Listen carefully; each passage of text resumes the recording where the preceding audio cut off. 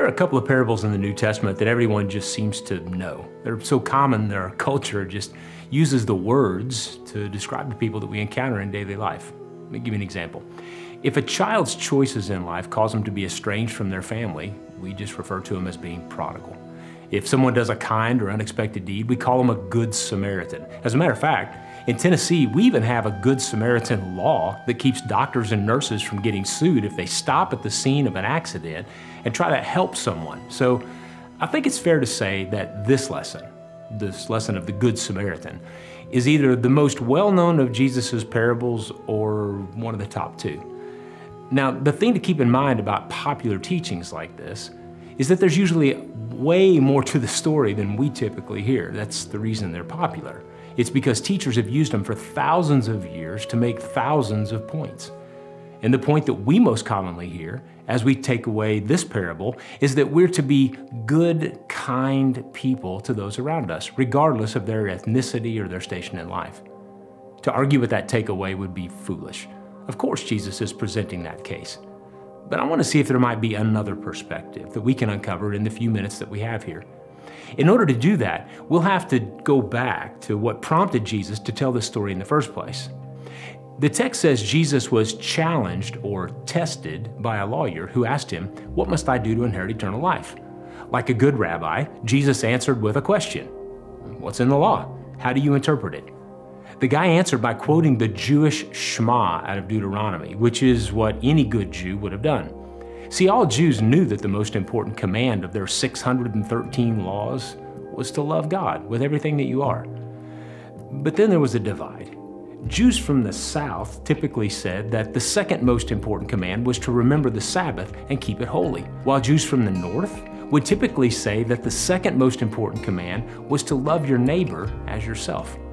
By the way, that second interpretation of the law, that was the one that Jesus ascribed to. So Jesus looks at the guy and he says, "You've answered rightly. Do this and you'll live." And then the next line happens. That's the line I want us to focus on. The text says, "But he, wanting to justify himself, said to Jesus," and there's our problem. When this guy originally asked Jesus what he needed to do to inherit eternal life, he already knew what Jesus would answer. Well, probably. The truth is, he's looking for a platform to show just how good he really is. He wants to justify himself, but Jesus isn't biting. He tells a quick story about a set of circumstances that would have been unimaginable in that day. You can read books on the details of the story if you want to, but I just want to boil it down to this. Jesus uses the story of the Good Samaritan to say that religious best practices are not what make you good in the eyes of God. Please don't hear me saying that religious best practices aren't good. I'm just saying that if you think you're good because you're doing good, well, maybe you should think again.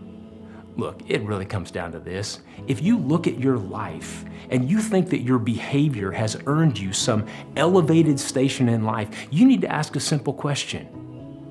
Good according to what? Let me explain.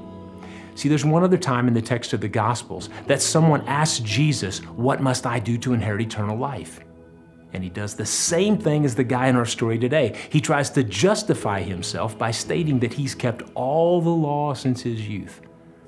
But that story says that Jesus looked at him and loved him and said, "One thing you lack. Go and sell all you have and give it to the poor, then come and follow me." See, that man started his question by addressing Jesus as good teacher. And Jesus addressed him by saying, "Why do you call me good? There's only one good, that is God."